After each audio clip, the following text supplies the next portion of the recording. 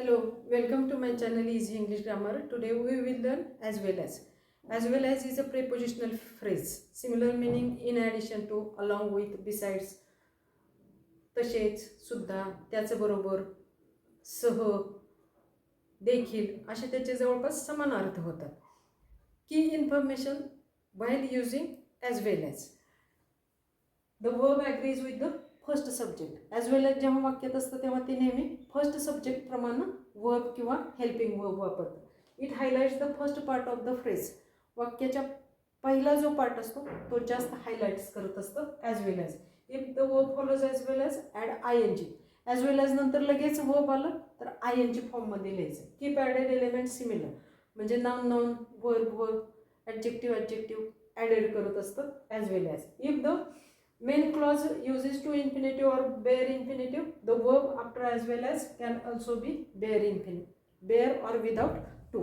म्हणजे जर main clause मध्ये इन्फिनिटिव्ह असेल, इन्फिनिटिव्ह म्हणजे टू युक्त क्रियापद असेल तर नंतर ॲज वेल एज नंतर टू युक्त क्रियापद कधीही वापरायचं नाही. Use I N G form both the verbs if they are parallel activities. जर ॲज वेल एजच्या अगोदर नंतर वर्ब जर पॅरलल ॲक्टिव्हिटी करत असेल तर त्याचा आय एन जी फॉर्म वापरायचा. Remove to, also, not only but also, both, and हे कंजंक्शन कोरिलेटिव्ह कंजंक्शन आहेत. ॲज वेल एज हे पण कंजंक्शन सारखं काम करत असतं. मग हे तेव्हा वाक्यातून आपल्याला रिमूव्ह करायचे म्हणजे काढून टाकायचे. He not only brought the food but also the drinks. या दोन वेगवेगळ्या गोष्टी कोणत्या सांगितल्यात तर नॉट ओनली बट ऑल्सो न जोडलेल्या आहेत. तर food, the food and the drinks. इथं काय सांगितलं आपल्याला, remove not only but also. Not only but also हे कोरिलेटिव्ह कंजंक्शन आहे. आता आपण ॲज वेल ॲज वापरणार आहोत म्हणून हे वाक्यातून काढून टाकायचं. Not only but also. Common गोष्ट कोणती आहे इथं तर सब्जेक्ट आणि वर्ब. ही ब्रॉड. मग दोन गोष्टी वेगवेगळ्या कोणत्या आहेत तर द फूड आणि द ड्रिंक्स हे आपल्याला ॲज वेल ॲजने जोडायचे. He brought the food as well as the drinks. कशाच्या ऐवजी वापरलं आपण इथं नॉट ओनली बट ऑल्सोच्या ऐवजी आपण इथं वापरलं. Both sentences expresses same idea. दोन्हीही आपल्याला सेम आयडिया देतात. पण not only but also highlights both items. Not only but also दोन्हीलाही समान महत्त्व देतो, द फूड आणि द ड्रिंक. तर as well as emphasising in addition. तर ॲज वेल ॲज काय सांगतं तर फक्त ह्याच्याबरोबर हे आणलं, हे सुद्धा आणलं. आलं लक्षात. Not only but also highlights both items as well as emphasising in addition. फक्त बरोबर आणलं हे सांगत असतं. He speaks Hindi and Marathi. इथं हे कंजंक्शन म्हणून वापरलं, त्याच्याऐवजी आपण ॲज वेल ॲज वापरणार आहोत. ओके. वाक्य आपलं कसं होईल मग, ही स्पीक्स हे आपल्याला अँड काढून टाकायचे. Hindi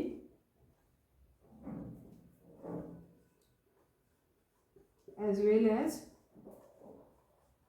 Marathi. As well as Marathi कशाच्या ऐवजी वापरलं आपण इथं अँडच्या ऐवजी वापरलं. As well as can be used similarly to and.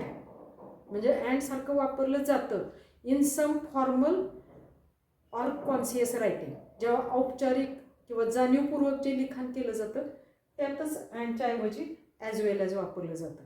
It clearly shows the relationship between two parts or two sentences. दोन्ही भागांना समान महत्त्व दिलं जातं कधी अँडमध्ये. लक्षात येतं. पण जेव्हा आपण ॲज वेल ॲज वापरतो तेव्हा as well as links the item. As well as काय करत असतं तर आयटम फक्त लिंक करून सांगत असते, ह्याच्याबरोबर ते देखील. पण अँड दोन्हीलाही महत्त्व देत असते, मग ते दोन सेंटेन्स असतील किंवा दोन आयटम असतील. ओके.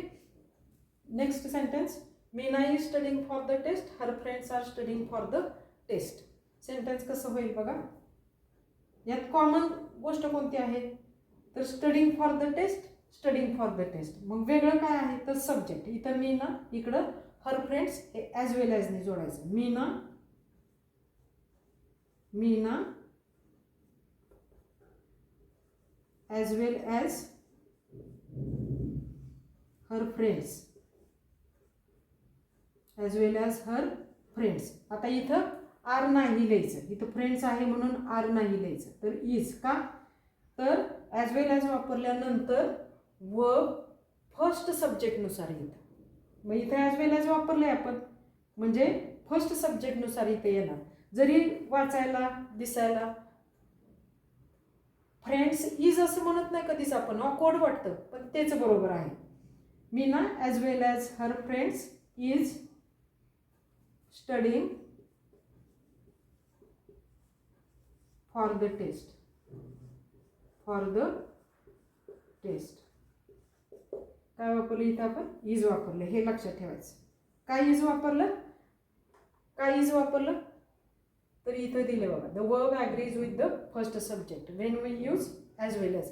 याशिवाय अजून अशी काही प्रेपोजिशनल फ्रेजेस आहेत बघा, त्याच्या पुढे सुद्धा आपण काय करत असतो, तर फर्स्ट सब्जेक्ट प्रमाणे आपण इथं हेल्पिंग वर्ब किंवा वर्ब येत असतो. अशी कोणती आहेत प्रेपोजिशनल फ्रेजेस, तर in addition to, along with, together with. Okay,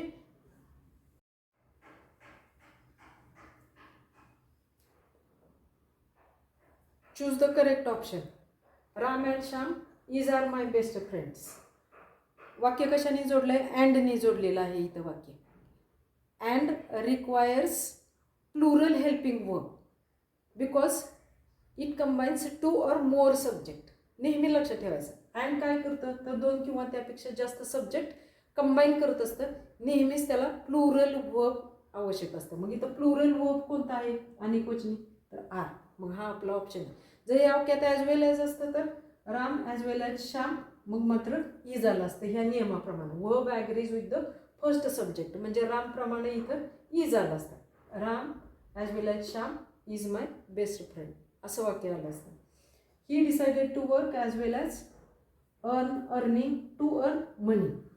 पहिली गोष्ट लक्षात ठेवायची, जर मेन क्लॉजमध्ये किंवा ॲज वेल ॲजच्या पाठीमागं जर इन्फिनिटिव्ह आलं, इन्फिनिटिव्ह म्हणजे काय, तर टू युक्त क्रियापद, टू आणि बेस फॉर्म ऑफ वर्ब असेल तर पुढच्या वाक्यात टू युक्त क्रियापद वापरायचं नाही, म्हणजे टू लावायचं नाही, बेअर वर्ब वापरायचं आपल्याला. जर पाठीमागे इन्फिनिटिव्ह असेल तर ॲज वेल ॲजच्या पुढे इन्फिनिटिव्ह वापरायचं नाही. दुसरा नियम सांगितला तुम्हाला, the verb follows as well as add I N G. As well as नंतर लगेच वर्ब आलं तर आय एन जी ॲड करायचं, पण हा नियम इथे लागू होत नाही. का, तर पाठीमागं काय आहे, इन्फिनिटिव्ह आहे. इन्फिनिटिव्ह जर ॲज वेल ॲजच्या पाठीमागं किंवा मेन क्लॉजमध्ये असेल तर पुढच्या वाक्यात क्रियापदाला आय एन जी पण लावायचं नाही आणि त्याचं इन्फिनिटिव्ह पण लिहायचं नाही, तर बेअर वर्ब आपल्याला वापरायचं, म्हणजे विदाऊट इन्फिनिटिव्ह आणि without I N G. Okay, वाक्य आपलं, he decided to work as well as earn money. She enjoy reading as well as dancing. इथे नियम दिले बघा, use the I N G form both the verbs they are parallel activities. इथं parallel activities आहेत ह्या. Parallel activities असतील तर I N जी वापरायचे. त्याशिवाय अजून बऱ्याच गोष्टी आपल्याला सांगता येतील. एन्जॉयच, जर एन्जॉय हे वर्ब असेल आणि त्याला प्रश्न विचारला तर त्याचं कर्म म्हणजे क्रियापदाचं कर्म म्हणजे ऑब्जेक्ट, हे डायरेक्ट ऑब्जेक्ट कधीच नसतं. मग ते काय असतं, तर ते इन्फिनिटिव्ह असतं किंवा जिरंड असतं. मग एन्जॉय काय एन्जॉय करतात, तर लिसनिंग, रीडिंग, रायटिंग, प्लेइंग. आपण असं म्हणतो का, I enjoy play and drink, असं नाही म्हणत आपण. म्हणून इथं एन्जॉय आहे, अशी क्रियापदं आहेत बघा. कोणती क्रियापदं आहेत, तर love, hate, like, dislike, enjoy, prepare. ही क्रियापद आली ना तर त्याच्यानंतर आय एन जी फॉर्म असतो. त्याच्यानंतर जर वर्ब आलं तर त्याचा आय एन जी फॉर्मच असतो. फॉर एक्झाम्पल बघा, आय लाईक आपण म्हणतो स्विमिंग, जम्पिंग, प्लेइंग, असं म्हणतो का I like play, I like jump? नाही. I like jumping, swimming, playing. त्याचबरोबर हे जर ऑब्जेक्ट असेल तर ऑब्जेक्टला वर्ब जर ऑब्जेक्ट असेल तर त्याचं उत्तर हे डायरेक्ट वर्ब कधीच नसतं. मग काय असतं तर ते जिरंट असते किंवा इन्फिनिटिव्ह असते. मग जिरंट म्हणजे काय तर क्रियापदाला आय एन जी लागून येणारा प्रत्यय. जेव्हा क्रियापदाला आय एन जी प्रत्यय लागतो तेव्हा आपण त्याला काय म्हणतो? जिरंट म्हणतो. म्हणजे इथं आपला करेक्ट ऑप्शन काय आहे ना तर reading. She enjoy reading as well as dancing हा ऑप्शन आपला येणार नाही. काय येणार नाही समजलं? एकतर ह्याचं ऑब्जेक्ट हे जिरंट किंवा इन्फिनिटिव्ह असणार. दुसरी गोष्ट हे पॅरलल गोष्टी आहेत. रीडिंग अँड डान्सिंग ही नामाचं कार्य करतं. मग जर नामाचं कार्य करत असेल तर त्याला आय एन जी प्रत्यय लावायला पाहिजे. म्हणजे क्रियापदाचं आपल्याला जिरंट करावं लागेल. मग जेव्हा आपण जिरंट करतो तेव्हाच ते काय होतं? नाऊन होतं. म्हणजे हे दोन्हीही काय झाले? जिरंट झाले. म्हणजे आहेत क्रियापदं पण इथं काम कशाचं करतात तर नाऊनचं करतात.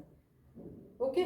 त्याशिवाय हे क्रियापद आहे. मग अशी क्रियापद आल्यावर सुद्धा पुढे क्रियापदाला त्याच्या पुढे जर क्रियापद आलं तर त्याला आय एन जी प्रत्यय लागतो. Next sentence. He as well as his brothers has arrived. इथं काय वापरलं? ॲज वेल ॲज आहे. मग ही as well as his brothers इथं अनेक वचन आहे म्हणून आपण इथं पटकन काय लिहितो? हॅव लिहितो. पण तसं नाही. इथं ॲज वेल ॲज आहे. मग ॲज वेल ॲज कुठलं वर्ब ॲग्री करतो कुणाप्रमाणे तर फर्स्ट सब्जेक्ट प्रमाणे. म्हणजे इथं काय येणार? Has. He as well as his brothers has arrived. जरी अकोर्ड वाटत असेल, जरी ग्रॅमॅटिकली चुकीचं वाटत असेल तरी हेच बरोबर आहे. ओके. या पद्धतीनं तुम्ही जर ॲज वेल ॲजचा अभ्यास केला तर तुमचं ॲज वेल ॲजचं वाक्य कधीच चुकणार नाही. ओके.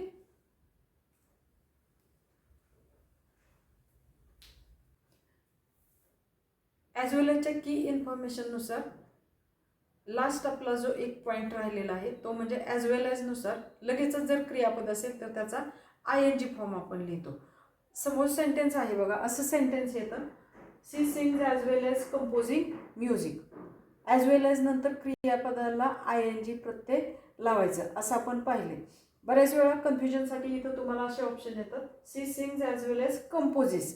मग पॅरलिझम किंवा सेम एलिमेंट्सनुसार आपण कंपोजिस हा ऑप्शन चूज करतो. पण कंपोजिस हा ऑप्शन बरोबर नाही.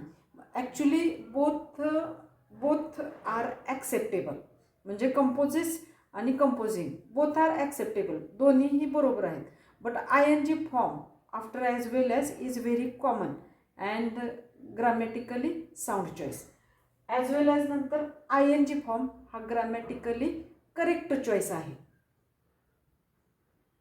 ह्याच्यानुसार सिंग्सनुसार कंपोजिस हा पण ॲक्सेप्टेबल आहे. म्हणजे चुकीचं आहे असं नाही आहे. पण ग्रॅमॅटिकली साऊंड चॉईस कोणता तर ॲज वेल ॲज नंतर लगेच जर क्रियापद असेल तर त्याचा I N G form. Okay. अशी बरीच सेंटेन्स आपल्याला सांगता येतील. हे काय करतं तर ही जी कंपोजिंग म्युझिक ही जी क्रिया आहे ही सिंग्स या क्रियेला पूरक आहे. आणि असं समांतर पद्धतीनं म्हणजे आय एन जी प्रत्यय लावून किंवा आय एन जी फॉर्म वापरून या क्रियेला काय केलं जातं तर जोडलं जातं. मला वाटतं ॲज वेल ॲजबद्दलच्या तुमच्या सर्व शंका दूर झालेल्या असतील. चॅनलला नवीन असाल तर लाईक शेअर सबस्क्राईब करा. 8वी स्कॉलरशिप त्याचबरोबर 10वी क्वेश्चन पेपर सोडविणे ऑनलाईन लेक्चर घेतले जातात लाईव्ह. तुम्हाला जर जॉईन व्हायचं असेल तर तुम्ही जॉईन होऊ शकता. त्याशिवाय ते अपलोड पण केले जातात. ते तुम्ही माझ्या चॅनलवरती जाऊन पाहू शकता. ओके.